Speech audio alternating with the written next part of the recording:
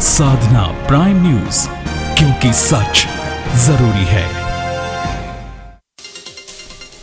लोकसभा में महंगाई के मुद्दे पर चर्चा के दौरान कांग्रेस पार्टी के उपाध्यक्ष राहुल गांधी ने मोदी सरकार को निशाने पर लिया। कहा, महंगाई पर अपने भाषणों को याद करें प्रधानमंत्री। अरुण जेटली ने सफाई दी, कहा मॉनसून है महंगाई के लिए जिम्मेदार। संसद की वीडियोग्राफी करने के मामले में आम आदमी पार्टी के सांसद भगवंत मान ने लोकसभा स्पीकर को रिपोर्ट सौंपी। अपनी 5 पेज की रिपोर्ट में बोले मान, कहा कोई गलती नहीं की। आज जांच कमेटी के सामने पेश होंगे भगवंत मान। हरीश रावत मंत्रिमंडल का विस्तार, नव प्रभात और राजेंद्र भंडारी ने मंत्री पद की शपथ ली। राजभवन में राज्यपाल के पॉल ने दिलाई पद और गोपनीयता की शपथ।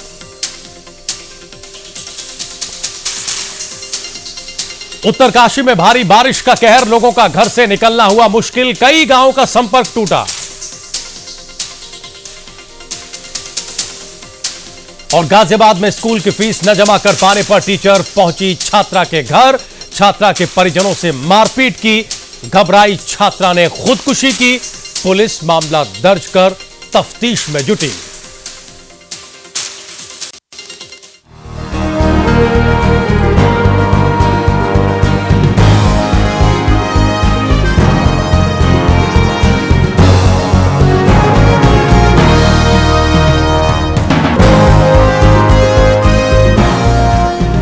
नमस्कार, स्वागत है आप सभी का प्राइम न्यूज पर। मैं हूं राजीव रघुनंदन और वक्त प्राइम एजेंडा का है। वक्त वक्त की बात होती है, निजाम बदलता है तो जबान भी बदल जाती है। मसला महंगाई का था और सदन में संग्राम हुआ। मोर्चा राहुल गांधी ने संभाला था और निशाने पर थे प्रधानमंत्री नरेंद्र मोदी। हर हर मोदी के नारे का नया संस्करण सामने आया। अब इसे कांग्रेस हर हर मोदी के नाम से बाजार में पेश कर रही है। बहरहाल राहुल गांधी आज लोकसभा में खुलकर बोले और ऐसा बोले कि अच्छों की बोलती बंद हो जाए। राहुल को बोलते देख एक बार के लिए ऐसा लगा कि कांग्रेस पार्टी के युवराज अपने विरोधियों को सदन में सोने के आरोपों का जवाब दे रहे हैं। अब बात सरकार की करें तो आज की तारीख में नरेंद्र मोदी को पीएम बने 2 साल 2 महीने और 2 दिन हो चुके हैं। कहने का मतलब यह है कि 100 दिन में जो अच्छे दिन आने वाले थे वो अभी भी कहीं बीच रास्ते में हैं। अभी तक तो किसी आम आदमी की जिंदगी में अच्छे दिन की आहट सुनाई नहीं दी। सरकारें आंकड़ों की खिलाड़ी होती हैं। वो आंकड़ों से आपको पूरी दुनिया का सबसे सुखी और संपन्न आदमी बनाने का मादा रखती हैं। पिछली सरकारें भी ऐसा ही करती थी और अब भी यही हो रहा है। सरकारें आंकड़ों के जरिए और जीडीपी, मुद्रास्फीति, डिमांड सप्लाई जैसे भारी भरकम शब्दों का इस्तेमाल करके आपको उलझाने में भी माहिर होती हैं और अरुण जेटली तो इसके मास्टर ही माने जाते हैं।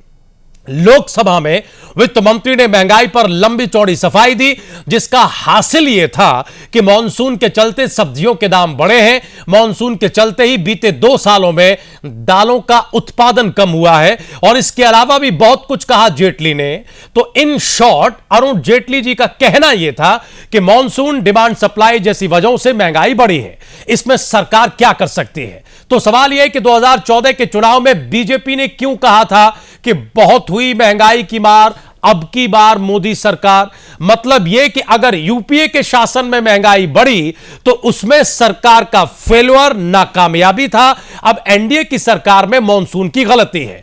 तो ऐसा ही कुछ कांग्रेस की भी भूमिका रही है कि वो भी सत्ता में रहते हुए ऐसे कुतर्क दिया करती थी। प्राइम एजेंडा में हम बात करेंगे कि सियासी दलों की इन आंकड़ेबाजी, बयानबाजी, विपक्ष के हमले और सरकार की सफाई के बीच आम आदमी आखिर करे तो क्या करे। 150 रुपए से लेकर 200 रुपए तक की दाल खाने के महज सपने देखे और यकीन कर ले कि देश में राम राज्य आ गया है। किसान को उसकी फसल के सही दाम न मिले, उसे अपना आलू और प्याज सड़कों पर फेंकने के लिए मजबूर होना पड़े और वो किसान आत्महत्या न करे तो फिर क्या करे। गन्ना मिलों को बेल आउट पैकेज मिलते रहे और गन्ना किसानों को उनका बकाया न मिले तो वो खेत में खड़ी फसल को न जलाए तो क्या करे। प्राइम एजेंडा आज इसी पर है।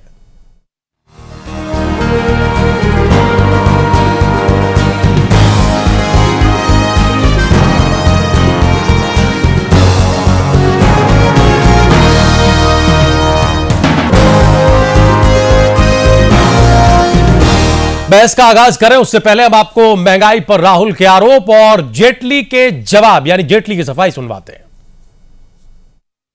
इस हाउस को आप वो तारीख दे दीजिए, वो डेट दे दीजिए जब मार्केट में दाम कम हो जाएंगे, जब दाल का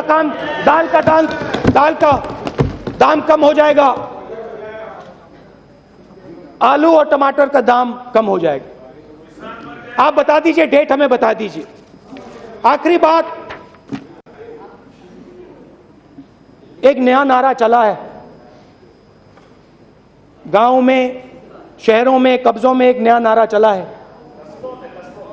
कस्बों में बच्चे कह रहे हैं हर हर मोदी, हर हर मोदी, हर हर मोदी, हर हर मोदी। पल्सेस इस देश की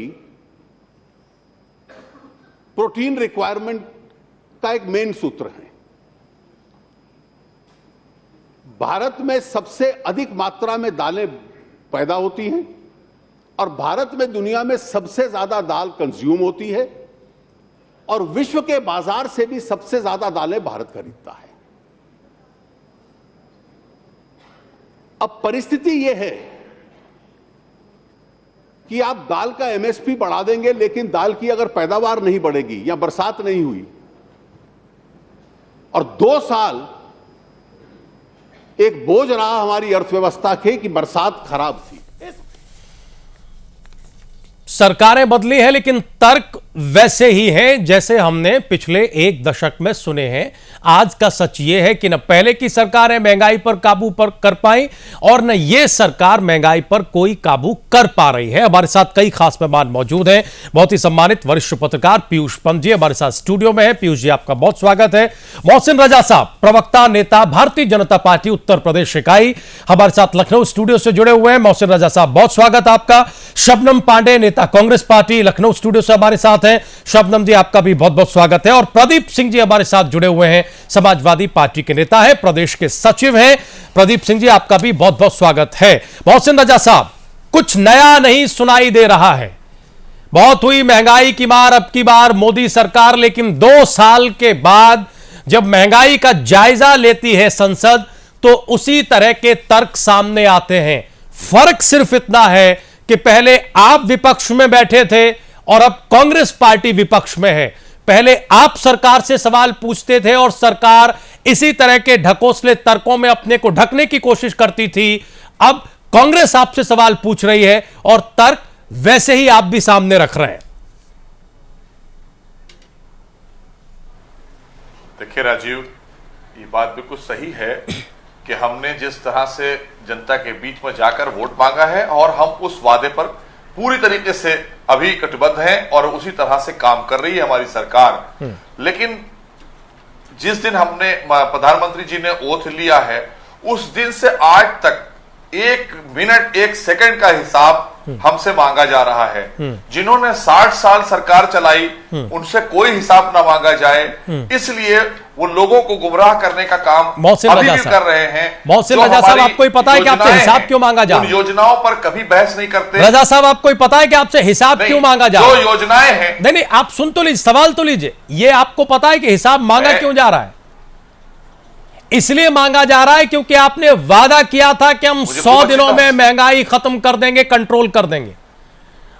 टारगेट आपने खुद दिया था जनता को। मैं वहीं आ रहा हूं। और 100 दिन की तो छोड़िए, 2 साल से ज्यादा हो चुके हैं। हाँ,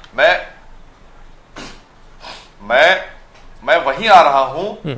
देखिए, एक अरहर की दाल का मुद्दा है। जैसा कि अभी जेटली साहब कह रहे थे, आप अरहर की दाल पकड़कर चल रहे हैं और आपने क्या किया है उस पर आप कभी डिबेट नहीं करना चाहते। आप किस परिस्थितियों में देश को छोड़कर गए थे, कब आपको देश की जनता ने हटाया था, उस समय देश के खजाने में क्या था और दुनिया के पटल पर हिंदुस्तान को क्या कहा जा रहा था।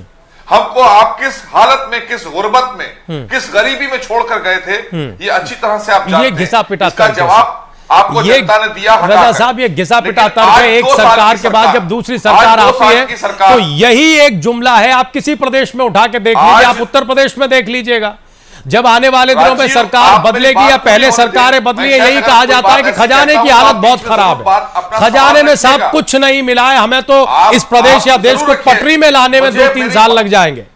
पहले यही तर्क है। नहीं, यही तर्क है। पूरा होने जा राजीव, मेरी बात पूरी नहीं हुई। राजीव, मेरी बात पूरी नहीं हुई। आप जो बात दाल के मुद्दे की है, हिंदुस्तान में सबसे ज्यादा अगर कंज्यूम होती है तो अरहर की दाल कंज्यूम होती है। ये 2014 से पहले भी होती और थी। उसके साथ साथ हम देखिए, आज की बात है, जब ये छोड़ के गए हैं, इन्होंने जो परिस्थितियां रखी, मैं वो उसकी बात नहीं करता। आज मेरे सामने जो आंकड़े हैं जिनको लेकर मैं बैठा हूं, 23 मिलियन टन हम खपत है हमारी, और पैदावार हमारे पास 17 मिलियन टन है, और उसके साथ बाहर से मुझे खरीदना पड़ती है 6 मिलियन टन। जाहिर सी बात है, उसके बाद भी दूसरे देशों से हमें 6 मिलियन टन नहीं मिल पाती है, बहुत मुश्किल से मिलती है। तो जाहिर सी बात है, जब वो कम होती है तो कम होने के साथ साथ बीच में बारिश आई नहीं आई, मौसम की भी मार होती है।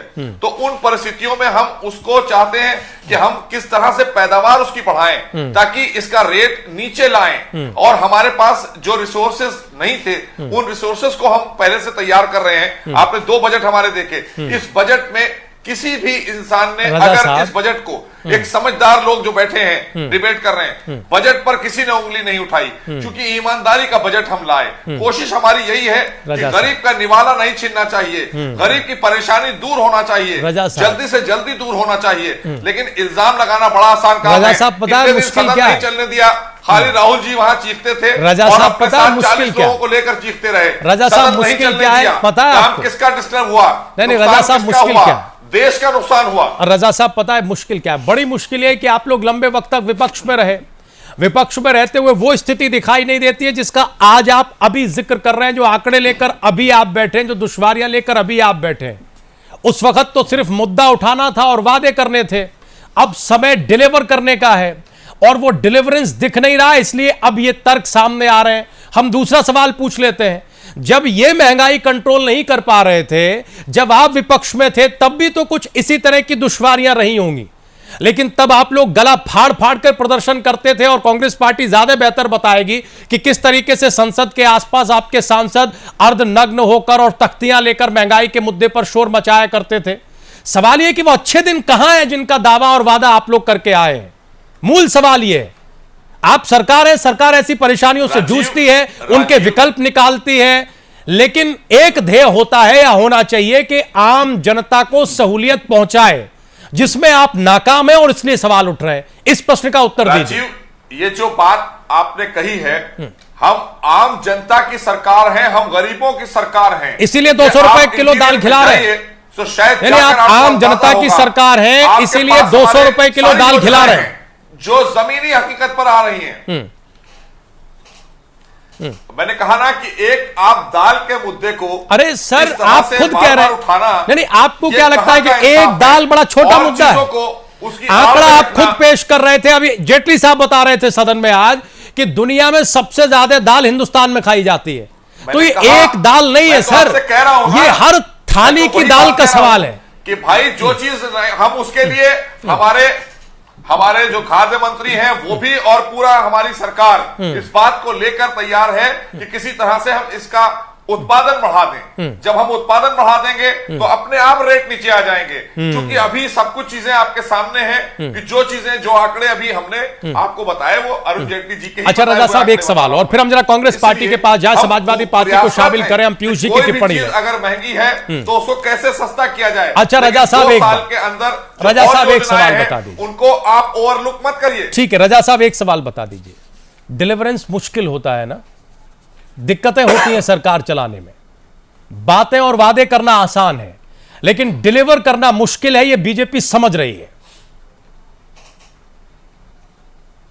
रजा साहब देखिए, हम डिलीवर भी कर रहे हैं, हमने जो हमारी योजनाएं हैं इतने सालों में आज तक गरीबों के लिए जितनी योजनाएं भारतीय जनता पार्टी लेकर आई है, कांग्रेस अपनी योजनाएं बता दे और हमारी फिर आप रजा साहब फंस जाएंगे। नरेगा और मनरेगा की तारीफ तो प्रधानमंत्री नरेंद्र मोदी सदन में कर चुके हैं व्यंग की शैली में। नरेगा और मनरेगा की तारीफ प्रधानमंत्री को सुना होगा आपने, ये इन्हीं की योजना थी सर, करप्शन कर, ये इन्हीं की योजना थी जिसका जिक्र आप भी कर रहे हैं और जिसका जिक्र प्रधानमंत्री नरेंद्र मोदी ने बड़ी व्यंग्यात्मक शैली में कहा। उन्होंने कहा कि इतनी राजनीतिक सूझबूझ है मुझ में जो मैं नरेगा और मनरेगा को ना बंद करूंगा ना इसका बजट कम करूंगा। ये किसकी योजना थी सर, किसकी योजना थी बताइए? कांग्रेस की योजना, फिर कांग्रेस की योजना है, लेकिन इसमें इतना भ्रष्टाचार, तो फिर आप ये दावा कैसे कर सकते हैं? करप्शन हुआ कि कांग्रेस के पास जवाब नहीं है, लेकिन फिर भी हमारी सरकार ने ये माना कि ये योजना ठीक थी, लेकिन उन्होंने सही से एग्जीक्यूट नहीं किया इस योजना को। उनकी पॉलिसी सही थी लेकिन एग्जीक्यूशन नहीं सही था, जिसकी वजह से हमारी सरकार ने मनरेगा में पैसा बढ़ाया है। राजीव, ठीक है, अब जरा शबनम पांडे जी को हम चर्चा में ले आए। ठीक है शबनम पांडे जी, अब आपके जवाब देने की बारी है। सवाल यह है कि सिर्फ एक दाल के लिए राहुल गांधी, जैसा कि अभी रजा साहब कह रहे हैं, पार्लियामेंट में इतना शोर मचा रहे हैं और ओजस्वी भाषण दे रहे हैं, बाकी जो अच्छी चीजें इन्होंने की हैं वो दिखाई नहीं देती। टमाटर का जिक्र आया, जेटली साहब ने जवाब दिया कि टमाटर माइनस में पहुंच गया था। आलू का जिक्र आया, जेटली साहब ने जवाब दिया कि आलू माइनस में पहुंच गया था, हम उसे वहां से बाहर निकाल कर लाए। एक दाल की फिक्र आपको है, बाकी चीजें आपको नहीं दिख रही हैं। शबनम पांडे, देखिए आज माननीय राहुल जी ने जो कुछ भी सदन में बोला है वो एक आम आदमी की आवाज थी, उसे आप एक बड़े नेता की आवाज सोच के मत देखिए। और केवल दाल की बात नहीं है, आज आप जिस भी साग सब्जियों पे हाथ रखिए, फल पे हाथ रखिए, हर कुछ इतना महंगा है कि आम आदमी के पहुंच से दूर है। गरीबों की तो बात छोड़िए, मिडिल क्लास भी आज जब जो चीजें 1 किलो लेता था, 250 ग्राम लेने में भी एक बार सोचता है कि मैं इसे लूं या इसके बदले कुछ और एडजस्ट करूं। और दाल के लिए जेटली जी कहते हैं मॉनसून कारण है, तो क्या 2 साल से मॉनसून ही चल रहा था? और ये कहते हैं कि इनकी पॉलिसी पैरालाइज थी, तो आपकी पॉलिसीज जो हैं, तो क्या आपकी पॉलिसी महंगाई बढ़ाने की है? उस वक्त तो नरेंद्र मोदी जी ने कहा था एनडीए के आते ही हम इस तरीके की महंगाई कम कर देंगे, 100 दिन में कर देंगे, ये सारे वादे करते रहे। और आज ये चाहे कुछ भी बोले कि हम इनमें लोकप्रिय इनमें, लेकिन इनको पता है कि आम जनता महंगाई की मार से इस तरीके से उब चुकी है, उनको समझ में आने लग गया है, इसे बताने की जरूरत हमें नहीं पड़ रही है। लोगों को पता चल गया है कि महंगाई की मार ऐसी इन्होंने की है। तेल सस्ता होने के बावजूद इंटरनेशनल मार्केट में आज हमारे इधर महंगा है, डीजल हमारे इधर महंगा है, किसी चीज को। और इन्होंने महंगाई का तो इस तरीके से सेस लगाना शुरू कर दिया, स्वच्छ सेस और किसान सेस, क्या क्या इन्होंने लगाना शुरू कर दिया। सेस के जितना कुछ टैक्स पेयर तो ऐसे हो गए हैं कि उन्हें लगता है हम टैक्स पे करके पूरी सैलरी दे दें। तो मुझे समझ में नहीं आता कि इनका इम्प्लीमेंटेशन ऐसा कैसे है कि ये कुछ कंट्रोल नहीं कर पा रहे हैं। जेटली जी ने कहा कि 3 वजह है तेल के दाम कम नहीं होने के। मैं तो कहती हूँ 3 वजह है अडानी, अंबानी और आरएसएस। इन्हीं 3 वजहों से जो है इनके तेल के दाम कम नहीं, वो उन लोगों को फायदा पहुंचाने के लिए तेल के दाम कम नहीं कर रहे हैं।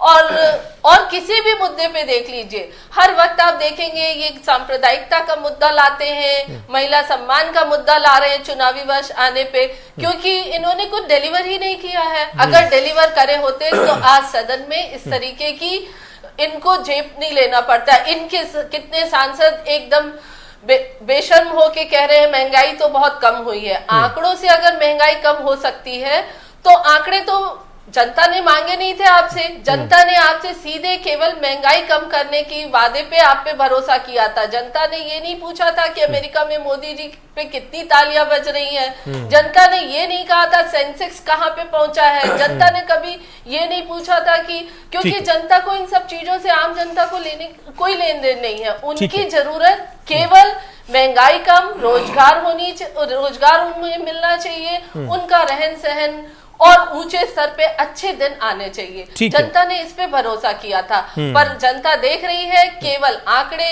मोदी जी के फॉरेन ट्रिप और वो अच्छे दिन कहाँ है। मोदी जी आज तक अभी तक वो अच्छे दिन कहाँ है वो भी दिख नहीं रहे। सभी मंत्री इलेक्शन मोड में, जिस राज्य ठीक है शबनम जी, ठीक है, हम जरा प्रदीप जी के पास जाना चाहते हैं। अभी तक इनमें गवर्नेंस नाम की चीज प्रदीप जी के पास जाना चाहते हैं। आज समाजवादी पार्टी की तरफ से एक बड़ी खबर ये आई कि जीएसटी को समर्थन करेगी समाजवादी पार्टी। सूत्रों के मुताबिक खबर यह भी आई कि अगले हफ्ते जीएसटी सदन में पास हो सकता है।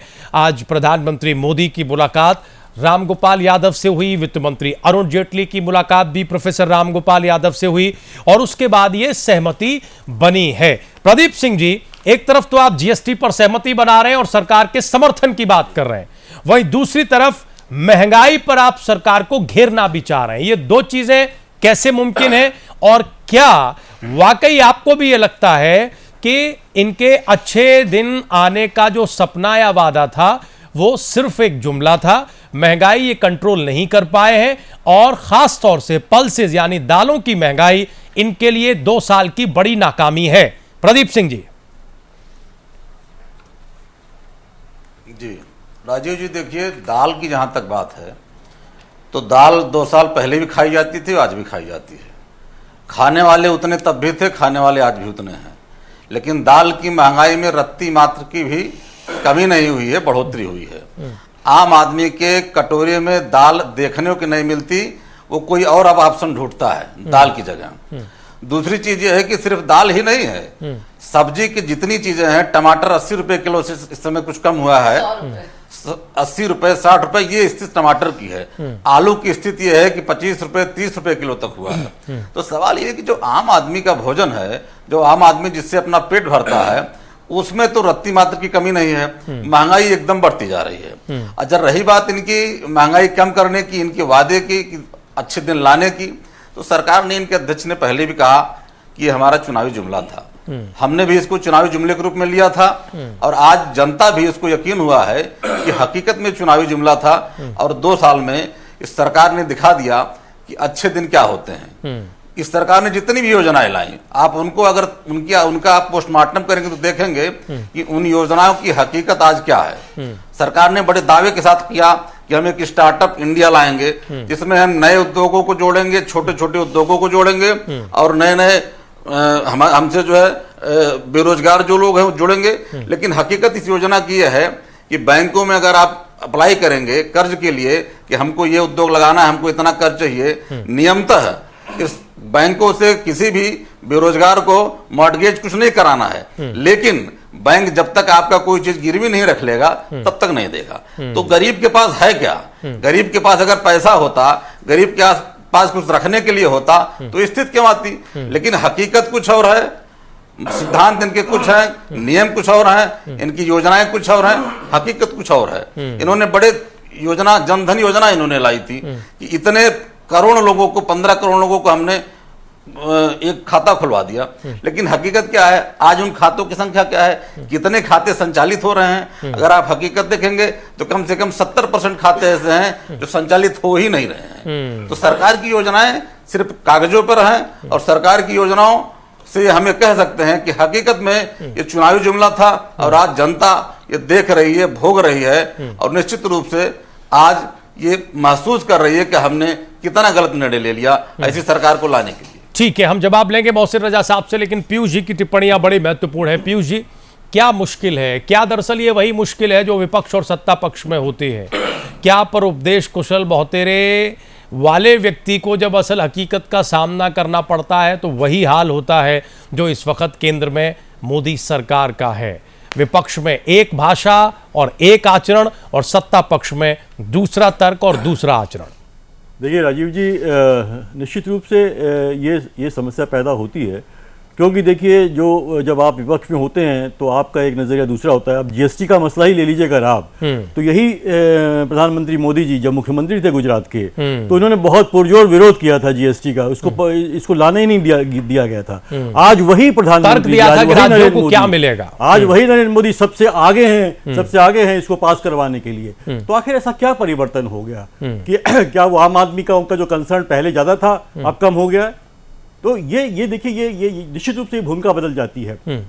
दूसरी बात यह है कि भाजपा के लिए इससे भी मुश्किल इस समय एनडीए के लिए है कि भाजपा बहुत बड़े बड़े वादे करके आई थी। अगर आपको याद होगा तो जो कांग्रेस की यूपीए की असफलता थी, 2 मुद्दे थे, भ्रष्टाचार और महंगाई। जी, भ्रष्टाचार और महंगाई दो मुद्दे थे जिनको लेके ये सरकार आई थी कि इस सरकार को हटाना है और दूसरी सरकार लाना है। और मोदी जी बड़े बड़े भाषण देते थे, लच्छेदार भाषण देते थे और उसमें वादे करते थे कि हम जो है 100 दिन में आपकी महंगाई कम कर देंगे, बेरोजगारी दूर हो जाएगी, आपके खातों में पैसे आ जाएंगे, और न जाने कितने कितने वादे उन्होंने कर डाले थे और गुड गवर्नेंस की बात करी थी। अब देखिए कैबिनेट एक्सपेंशन कर दिया उन्होंने।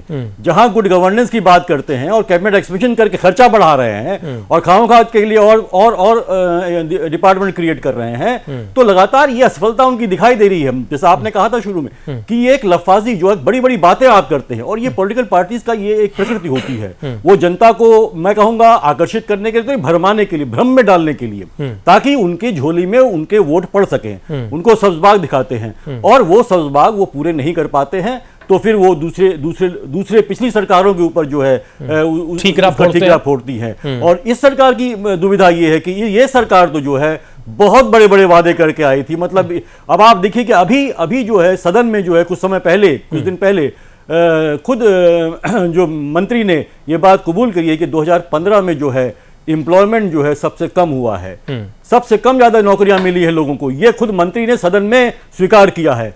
वही मोदी जी कहते थे कि हम तो नौकरियां कितनी करोड़ों हजारों नौकरियां खड़ी कर देंगे। तो ये सब देखिए बड़ी बड़ी बातें आप करेंगे तो परिणाम यही होता है कि क्योंकि आप इंप्लीमेंटेशन में टाइम लगता है। हर सरकार को या हर पार्टी को सोचना चाहिए कि हम इस तरह के वादे करें कि जो वादे हम संभव कर सके, जिनकी डिलीवरी कर सके, जो जनता को महसूस हो कि हाँ भाई ये सरकार हमारी लिए सोच रही है, कुछ कर रही है।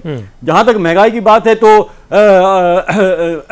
मोहसिन साहब कह रहे थे कि साहब ये तो जो है, और जेटली जी ने भी कहा कि साहब क्योंकि बरसात नहीं हुई है और जो इस तरह का मौसम होता है उसकी वजह से, तो क्या 2 साल में आप लगातार बरसात नहीं हुई या नहीं उसी से प्रभावित हुआ और फैक्टर्स नहीं थे, उसकी होल्डिंग नहीं हुई क्या आप? दूसरी बात मैं कहूंगा राजीव जी कि कभी किसी भी सरकार ने, चाहे वो यूपीए रही हो चाहे वो एनडीए रही हो, उसने कभी भी इस समस्या का परमानेंट सोल्यूशन जो इरिगेशन है उस पर ध्यान नहीं दिया। कभी भी देखिए बजट एलोकेशन इरिगेशन में नहीं बढ़ाया गया, या इरिगेशन को किस तरह से बेहतर बनाया जाए, किस तरह से जो है कि हर समय किसानों को पानी मुहैया हो ताकि फसल को जो है मौसम के ऊपर निर्भर ना होना पड़े और अनाज की समस्या पैदा ना हो। ये किसी भी सरकार ने नहीं सोचा और मोदी जी ने भी नहीं सोचा। उन्होंने बड़ी बड़ी बातें करी, एफडीआई की बात करने लगे और उनके जो है कि अभी जो है साहब मोहसिन साहब कह रहे थे कि साहब एकदम पिछली सरकार जो है खजाना खाली करके चली गई थी, तो क्या जरूरत थी मोदी जी को विदेशों चक्कर लगाने के? वो पैसा कहां से आया? तो क्या जरूरत थी आपको जो है 2 साल का जो है कार्यक्रम, इतना भव्य कार्यक्रम करने के लिए? क्या जरूरत थी आपको? आप डिलीवर करिए, लोग महसूस करें। राहुल गांधी जी ने एक बात जो कही आज ये सही कही, उन्होंने जब एक सांसद ने कहा महंगाई की बात में, कोई भाजपा की सांसद ने कहा कि साहब ये बात नहीं, उन्होंने कहा आप नहीं जाती ना बाजार, आपको कैसे पता लगेगा? आप किसी के थ्रू मंगवाती हो, आप क्या कोई जाता होगा व्यक्ति लेने के लिए? आप तो नहीं जाती, आप कैसे पता लगेगा महंगाई हो? ये बात सही है कि जब तक आप बाजार नहीं जाएंगे, आम आदमी जो बाजार जा रहा है आज बहुत संकट में है, हर चीज के दाम बढ़े हुए हैं और उसमें सिर्फ ये है कि मौसम की ही मार नहीं है, उसमें बहुत से फैक्टर हैं, उसमें ट्रेडर्स हैं, उसमें होल्डिंग होती है और खासकर भाजपा की पार्टी जो खासकर माना था उनका एक सपोर्ट बेस जो है वो बनियों का बेस है, तो वो कहीं ना कहीं उसके लिए कोई इनको एक्शन लेना चाहिए था। बहुत देर में इन्होंने वो इलेक्शन लिया, फिर अब जो इन्होंने बाहर से मंगा रहे हैं वो कोई सोल्यूशन नहीं है बाहर से मंगाना। ठीक है वो मंगाना पड़ेगा आपको जरूरत पूरा करने के लिए, लेकिन आपके अपने देश में जो अन्य कारण है, जो होर्डिंग हो रही है, जो माल दबा लिया जाता है, उस पर कोई कड़ी कार्रवाई नहीं। जो इरिगेशन है उसको फैलाने के लिए, उसको और व्यापक बनाने के लिए, ताकि जो है कि 12 महीने जो है फसल को जो है पानी मिलता रहे। आपने किसी सरकार ने, एनडीए ने भी जो बहुत बड़े बड़े क्लेम किए, उसने भी इससे तवज्जो कहीं नहीं दिया है। तो मैं तो ये कहूंगा कि सरकारें यही करती हैं, जानती है जनता को इसी तरह बरगलाते रहना है और उनको जो है सत्ता में आना है और सत्ता जो है 5 साल बाद चले जाना है। और कम से कम अभी के हाल फिलहाल 10-15 सालों के तजुर्बे ये बताते हैं कि सरकार ये हो या वो, महंगाई किसी के नियंत्रण और कंट्रोल की बात नहीं है, क्योंकि जब तक आप महंगाई के मूल में क्या है उस पर चोट नहीं करेंगे तो उसे काबू में कैसे करेंगे। ब्रेक पर जाएं उससे पहले एक संक्षिप्त जवाब मोहसिन रजा साहब से हम लेना चाहेंगे। मोहसिन रजा साहब, चाहे प्रदीप सिंह जी की बात हो या शबनम पांडे की बात हो या फिर पीयूष जी ने भी जो कहा, उसका क्या जवाब देना चाहेंगे? अपने ही बड़े वादों के भंवर में फंस गए हैं आप।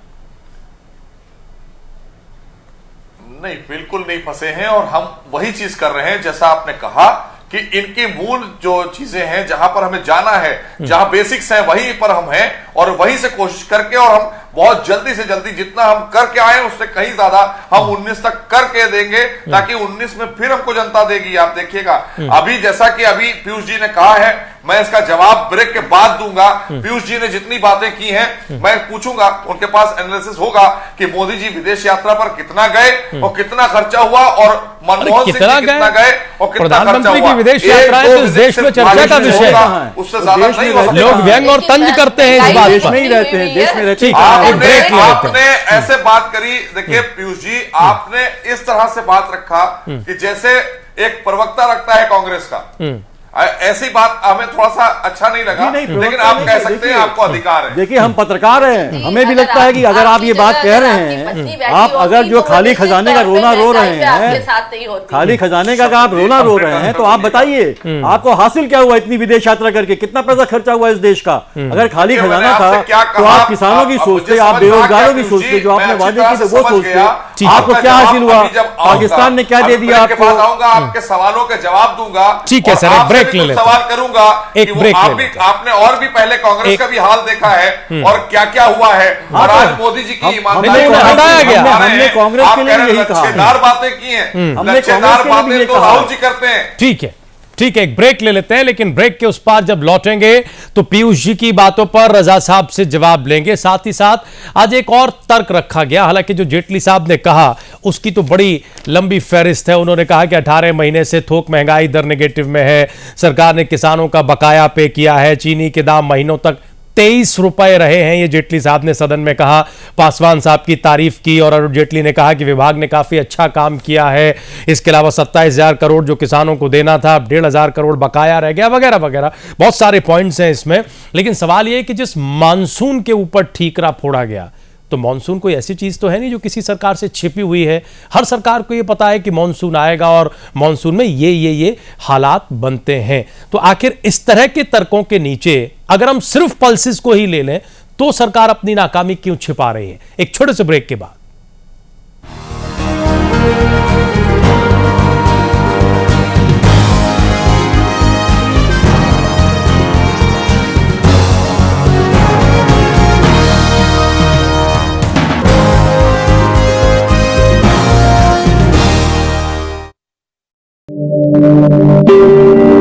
भारत में लगभग 3 करोड़ दिव्यांगजन हैं, किंतु हमारे सरकारी भवन, अस्पताल, विद्यालय दिव्यांगजनों के लिए सुगम्य नहीं है। यही हाल हमारे रेलवे स्टेशन, बस स्टॉप, बसों तथा रेलगाड़ियों का है। आइए हम बाधा रहित वातावरण का निर्माण करें। सुगम्य भारत अभियान, इसका उद्देश्य है कि देश का प्रत्येक दिव्यांगजन अन्य सामान्य व्यक्तियों के समान स्वावलंबी होकर सम्मान और गरिमा के साथ जीवन यापन करे। सुगम्य भारत, सशक्त भारत। 15 खास जड़ी बूटियों से बना पेट सफा आयुर्वेदिक चूर्ण आज ही ले आएं। पेट सफा पहली रात से ही असर दिखाता है और इसकी आदत भी नहीं पड़ती। पेट सफा, हर रोग दफा। भैया वेट, भैया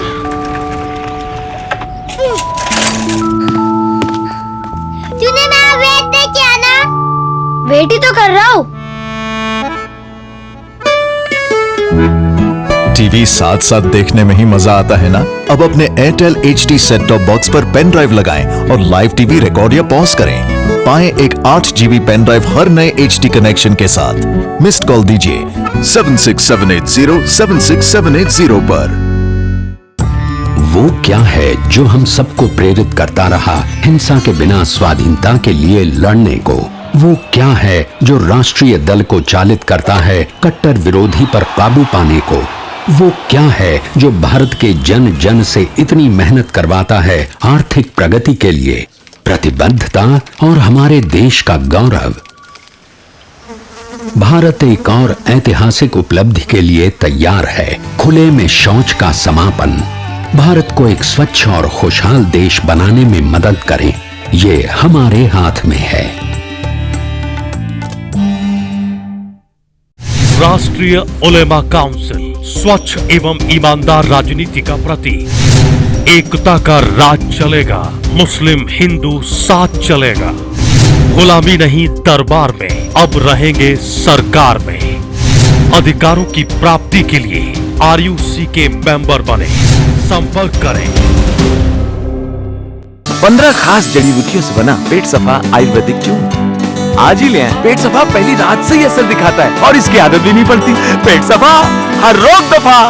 प्रियंका भारती, हाँ। ए शारदा, विमल, हरिया, सब इधर आओ। ये प्रियंका, बहुत नाम है इनका। अपनी इज्जत और स्वच्छता की खातिर अपने लगन के दूसरे दिन ससुराल छोड़ने की हिम्मत दिखाई और अपने मर्द से शौचालय बनवाने की मांग की। सुना उसने? जब सोच और इरादा नेक हो तो सब सुनते हैं, जैसे इसके मर्द ने सुना। स्वच्छ भारत मिशन, एक कदम स्वच्छता की ओर। आप भी अपने घर में शौचालय बनवाएं और इस्तेमाल करें। जहाँ सोच वहाँ शौचालय। 15 खास जड़ी बूटियों से बना पेट सफा आयुर्वेदिक चूर्ण आज ही ले आएं। पेट सफा पहली रात से ही असर दिखाता है और इसकी आदत भी।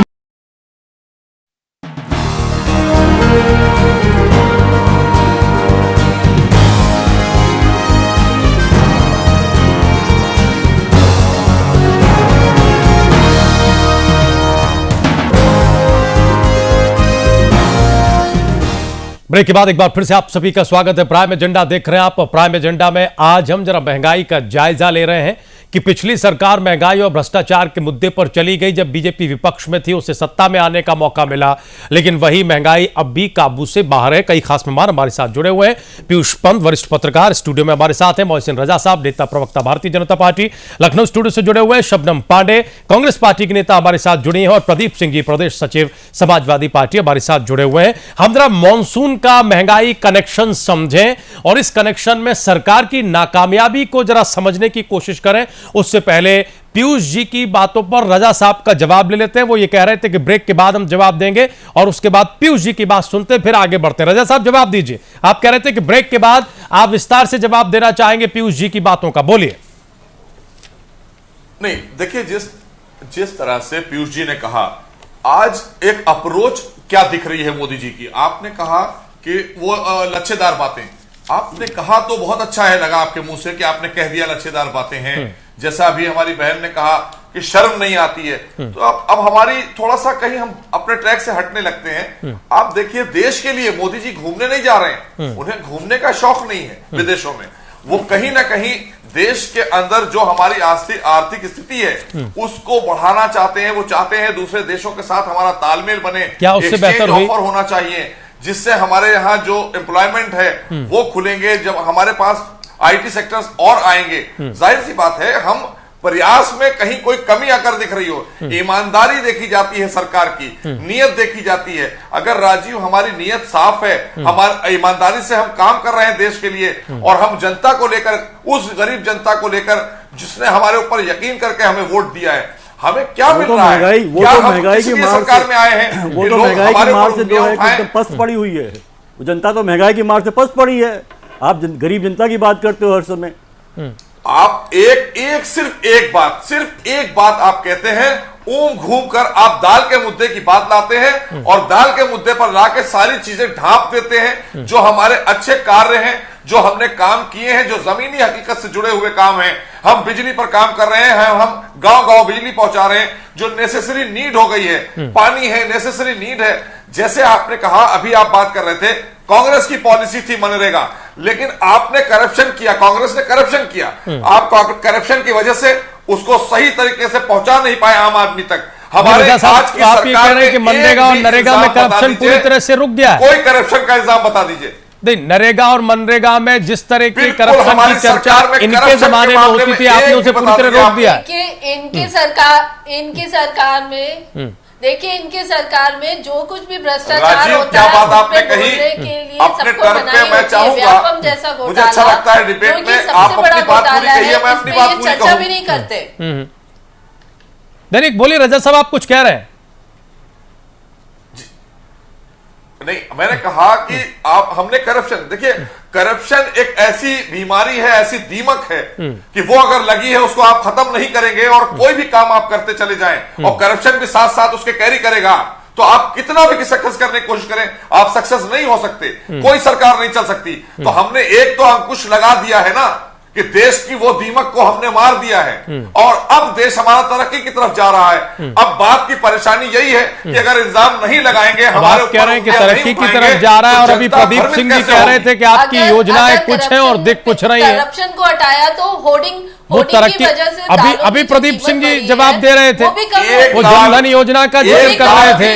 निकाल रहे हैं। अरे भाई आपने जो किया, हमारा प्रयास है, हमारी कोशिश है, हम कह रहे हैं कि हम जल्द से जल्द उसको जमीन जो रेट पर थी लगभग कमोवेश वहीं पर ला के छोड़ेंगे, जहां पर इन्होंने छोड़ी थी वहीं लाएंगे। लेकिन चूंकि उससे भी कम लाने की बात करते थे, आप गए हैं, खामियाजा भुगत रही है जनता देश की, जनता तो भुगत रही है, जनता तो कर ही रही है अरहर मोदी, इसीलिए कर रही है क्योंकि लेकिन फिर बात समझ में नहीं आई कि अगर ये स्थिति है कि खजाना इतना खाली था और जनता भुगत रही है और सरकार इतनी कोशिश कर रही है, तो फिर 2 साल का जश्न किस बात का मनाया जा रहा है? अब सुन लीजिए, फिर हम जरा प्रदीप सिंह जी के पास चले।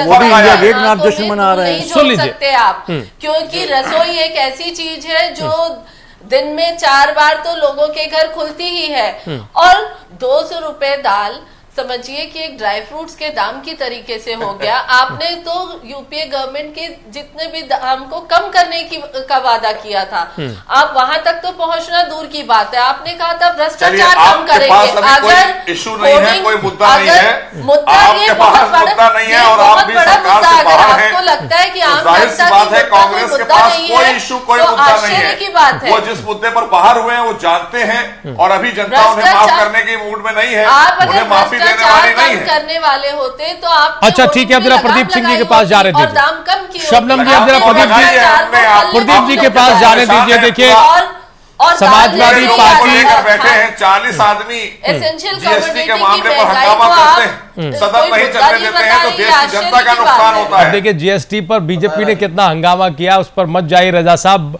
बहुत वक्त निकल जाएगा।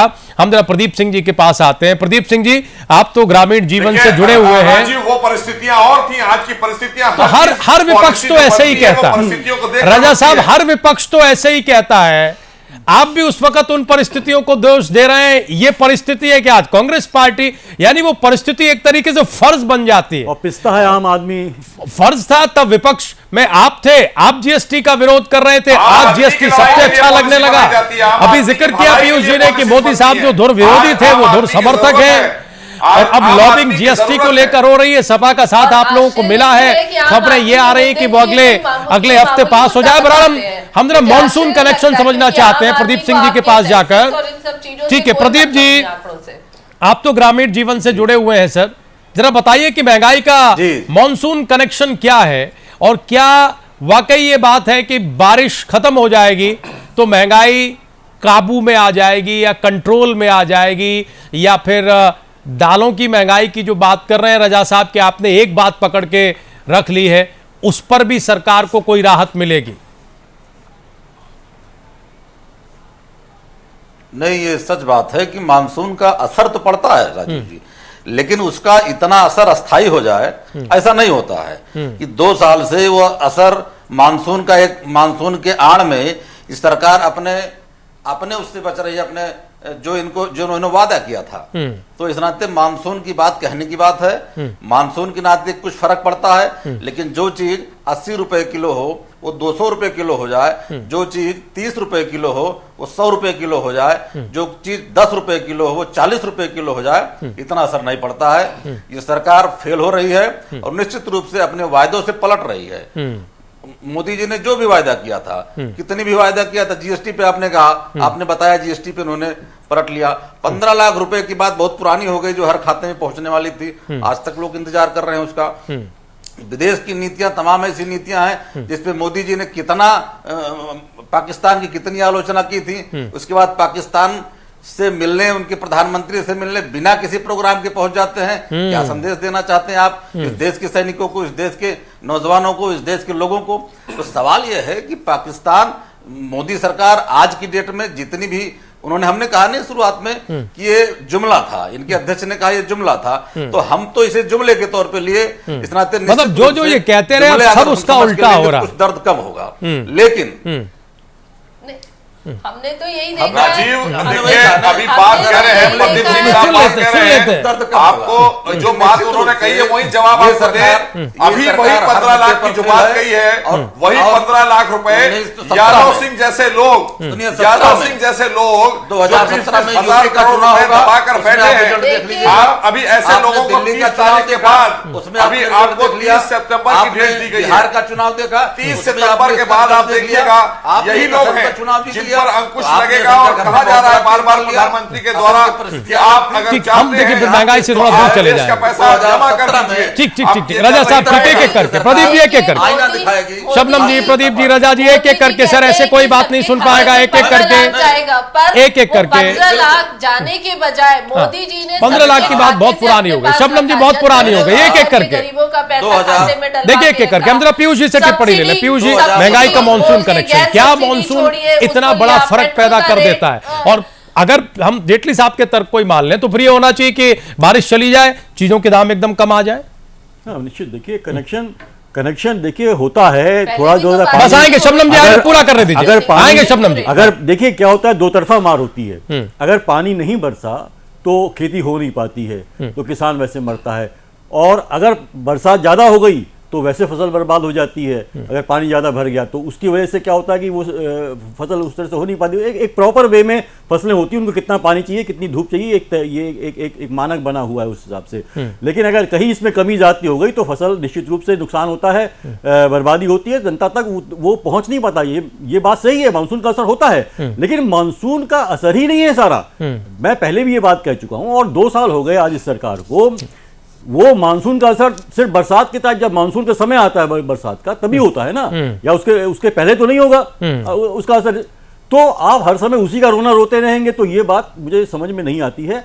और मैंने पहले भी कहा कि जिस तरह से जो है कि होर्डिंग होती है लगातार जो होती है, देखिए बदलाव व्यापार में आजकल क्या हो रहा है कि बड़े बड़ी जो कंपनियां हैं, बड़े हैं, वो पूरे किसानों से सस्ते में माल खरीद लेते हैं, खेत में ही खेत खरीद लेते हैं, और वो अपना माल दबा लेते हैं, उनके प्राइवेट अपने गोडाउन से उसमें दबा देते हैं। और जब होता है जिस तरह कमी क्रिएट होती है, उसके बाद धीरे धीरे माल निकालते हैं, ज्यादा दाम पे माल जाते हैं। क्या इसको सरकार ने कभी कंट्रोल करने की कोई कोशिश करी? कहीं नहीं, क्योंकि इस सरकार के वैसे भी पीछे जो है बड़े बड़े कॉर्पोरेट्स का हाथ है, तो वो सरकार कर ही नहीं सकती। क्या ट्रेडर्स के ऊपर उन्होंने कोई सख्ती बरती? जब बहुत दाम बढ़ने लगे तो एक जो है दिखाने के लिए ट्रेडर्स पे जो है इस सरकार ने जो है कहा कि भाई, एक मैसेज दिया कि आप लोग जो है कि होर्डिंग मत कीजिए, बस इतना कहा। किसी पे ये है कि वहां पे ये आपने छापा नहीं मारा, कोई अगर दबाए हुए माल उसको निकालने के लिए आपने उसको सख्ती नहीं बरती, सिर्फ एक मैसेज दे दिया कि भाई, क्योंकि इनका वोट बैंक भी एक बहुत बड़ा जो सपोर्टर है वो ट्रेडिंग क्लास है इनका। नहीं तो पीयूष जी, इसका अर्थ ये हुआ कि जो बड़ी समस्या नहीं है या जो बड़ी वजह नहीं है उसे बड़ा बनाया जा रहा है, बताया जा रहा है। निश्चित रूप और जहां असल समस्या है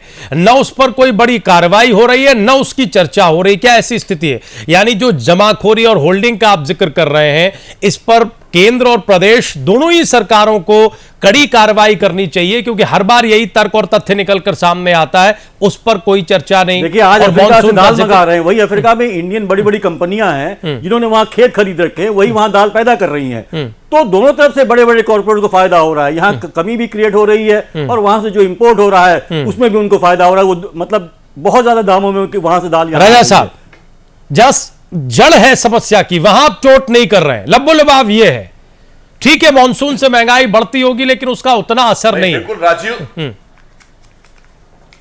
राजीव बिल्कुल सही बात है, हम इस बात से सहमत हैं। लेकिन हमें पहले भी बताया कि जब कोई भी चीज केंद्र सरकार से चलती है वो राज्यों में जाती है, राज्यों का काम होता है उसका डिस्ट्रीब्यूशन करना। अब राज्यों में अगर कालाबाजारी हो रही है तो राज्य की सरकार है, उनके पास शासन प्रशासन है, यानी बॉल जिम्मेदारी होती है प्रदीप जी के कोर्ट में ट्रांसफर की, क्योंकि उत्तर प्रदेश में ये सरकार चला है, इनकी पार्टी की सरकार। को मुहैया एक ब्रेक लेते हैं सर, एक ब्रेक लेते हैं। आपकी बात पर जवाब प्रदीप सिंह जी से लेंगे एक छोटे से ब्रेक के बाद। एक छोटा सा ब्रेक लेते हैं और उसके बाद हम इस चर्चा को आगे बढ़ाएंगे। तुरंत लौट रहे हैं।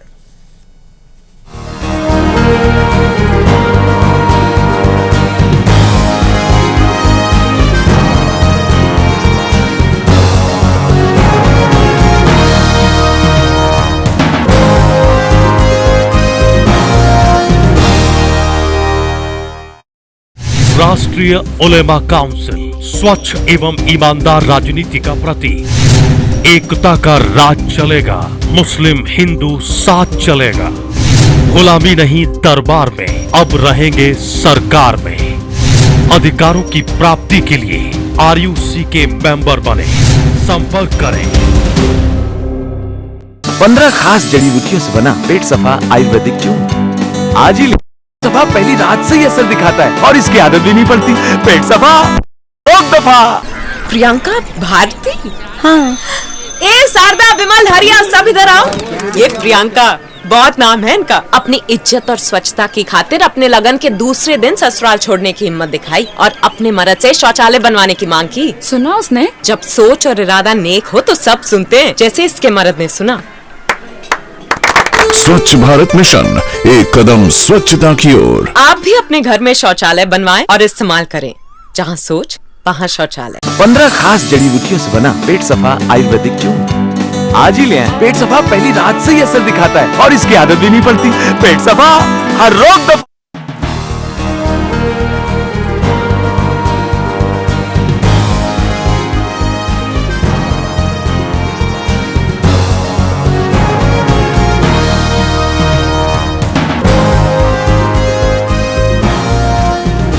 ब्रेक के बाद एक बार फिर से आप सभी का स्वागत है। प्राइम एजेंडा देख रहे हैं आप। सीधे प्रदीप सिंह जी के पास जाएंगे क्योंकि मोहसिन रजा साहब ने जो बॉल ट्रांसफर की है वो प्रदीप सिंह जी के कोर्ट में की है। उन्होंने कहा है कि दरअसल राज्य सरकारों को इस मुद्दे से निपटने के लिए जो व्यवस्थाएं करनी चाहिए, जो प्रावधान करने चाहिए, वो अभी तक नहीं हुए हैं या फिर नाकाफी हैं। प्रदीप सिंह जी जवाब दीजिए। इशारा आप लोगों की तरफ है, उत्तर प्रदेश में आप सरकार चला रहे हैं। राजीव जी देखिए, इशारा चाहे जो, लेकिन जनता ये समझती है कि हकीकत क्या है। हकीकत ये है कि जमाखोरों की सरकार है ये। अगर नासिक से प्याज, लेकिन प्रदेश में जमाखोरी रोकना देखिए आपकी जिम्मेदारी है। ये बात बिल्कुल सही है। प्रदेश में जिम्मेदारी आप लोगों की है। केंद्र की सरकार तो आपको निर्देश दे सकती है, बता सकती है, भरपाई कर सकती है। दालों के मामले में भी ये बड़ा तर्क है कि केंद्र से जो दाल का कोटा भेजा गया उसका डिस्ट्रीब्यूशन प्रदेश की सरकार सही तरीके से नहीं कर पाई। वहां इनकी सरकारें हैं और निश्चित रूप से ऐसी जगहों पर जो जमाखोर है उन्होंने उनको रोका हुआ, होल्ड किया हुआ, इस नाते दाम बढ़ा है। जिम्मेदारी इनकी बनती है जहां पे इनकी सरकारें हैं। अगर जमाखोरी वहीं पे हो रही है, हमारे यहाँ तक वो सही मात्रा में आ ही नहीं पाएगी, तो वो दाम उसका कैसे कम होगा? उत्तर प्रदेश में जमाखोरी हो रही है कि नहीं हो रही है? इनकी नाकामी है, अपनी नाकामी। प्रदीप सिंह जी, उत्तर प्रदेश में जमाखोरी हो रही है कि नहीं हो रही है? कतई नहीं हो रही है, कतई नहीं हो रही है। सरकार ने पूरी जिम्मेदारी से अपनी जिम्मेदारी निभाई है। कहीं भी जमाखोरों की कोई भी होती है, सरकार के खिलाफ एक्शन लेगी निश्चित रूप से, और लिया भी है। रजा साहब ये तो कह रहे हैं कि उत्तर प्रदेश में कहीं जमाखोरी है ही नहीं। मामले में महाराष्ट्र से जो चीज आती है तो वहीं पे लोगों को रोक दिया, वहीं पे जो चीज रोक दी गई है, जमाखोरी यहाँ स्थित कैसे आएगी जमाखोरी की? अच्छा, आपके पास सप्लाई आ ही नहीं रही। अगर नासिक से प्याज उत्तर प्रदेश नहीं आएगी, अगर नासिक से प्याज उत्तर प्रदेश नहीं आएगी तो सस्ती कैसे होगी? जमाखोरी तो वहां हो रही है ना। अच्छा, वही की वही हो रही है। रजा साहब तो पहले रोकना तो इन्होंने तो बता दिया कि ये पाक साफ है।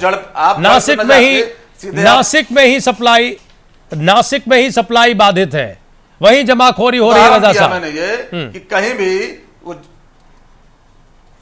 देखिए, सबसे बड़ी चीज ये है कि जो बात उन्होंने कही, हर चीज जब हम भेजते हैं, केंद्र सरकार कोई भी चीज भेजती है, एफसीआई से कोई भी चीज निकलती है, तो वो हर स्टेट में, हर राज्य में उसकी क्वांटिटी लिखी होती है और राज्य को जाके हैंडओवर करती है।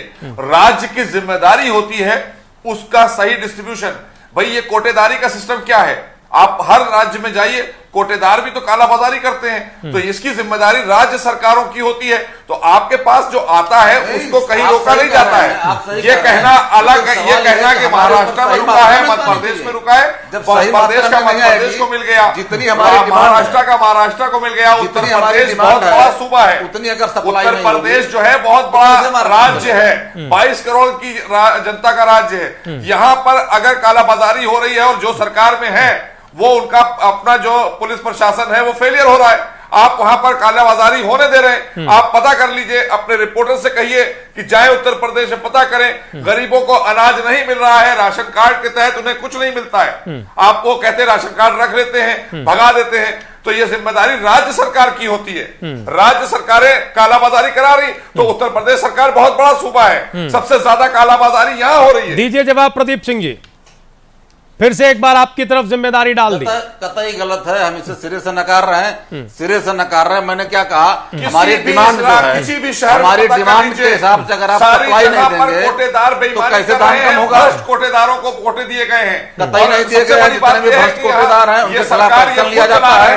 सरकार के खिलाफ नहीं है, सरकार को कोई सूचना मिलती है नहीं होगी, वहां यही सरकार एक्शन लेती है। कानून व्यवस्था आप कह रहे हैं, आप जाके गाँव में देखिए, करेंगे लोग, हम लोग गाँव से जुड़े हुए हैं, यानी ये लोग कोटेदारों के यहाँ लाइन लगी रहती है अनाज लेने की, कोटेदार लाइन लगी रहती है अनाज लेने की, खोलता है, मिट्टी का तेल लेने की, तो गल्ला देंगे किसको आप, चावल लेने की, गेहूं लेने की, और देखिए मुश्किल है, सरकार ने इसमें शामिल मानी सरकार ने मुश्किल है कि इसी आरोप प्रत्यारोप में तो 15 सब उलझ किलो जाता चावल है, और 25 किलो गेहूं, इसी आरोप प्रत्यारोप में तो सब उलझ जाता है प्रदीप सिंह जी। सरकार ने कर दिया है, और इसी में महंगाई उलझी हुई है, कम से कम भूखों नहीं मरेगा। ठीक है, इसी में महंगाई उलझी हुई है सर। वो आपकी तरफ जिम्मेदारी डालते हैं और आप उनकी तरफ जिम्मेदारी डालते हैं। वो कहते हैं कि जमाखोरी प्रदेश सरकार की नाकामयाबी है, नाकामी है। आप कहते हैं कि हमारे यहाँ कुछ नहीं हो रहा है, सब ठीक चल रहा है, और इसी के बीच आम जनता पूछती रहती है। प्रदेश की स्थिति बहुत खराब है। शुक्रिया सर, शुक्रिया सभी मेहमानों का बहुत बहुत शुक्रिया। मोहसिन रजा साहब बहुत धन्यवाद आपका इस डिबेट में आने के लिए। प्रदीप सिंह जी आपका भी बहुत बहुत शुक्रिया। शबनम जी आपका भी बहुत बहुत धन्यवाद। कुल मिलाकर बात यह है कि जिम्मेदारी से पेश आना चाहिए, चाहे केंद्र की सरकार हो या फिर राज्य की सरकार। कहीं ना कहीं कोई ना कोई रीजन, कोई ना कोई वजह तो है जिस वजह से आम आदमी की थाली से अगर सिर्फ हम दाल की बात करें तो वो दूर हो रही है या कम हो रही है। अब जब हुआ दोनों की वजह से है तो सही भी दोनों की वजह से ही होगा। केंद्र और राज्यों में इस बात को लेकर तालमेल बनना चाहिए। आज का प्राइम एजेंडा यहीं तक, आप लोग कहीं जाए नहीं, खबरें जारी हैं।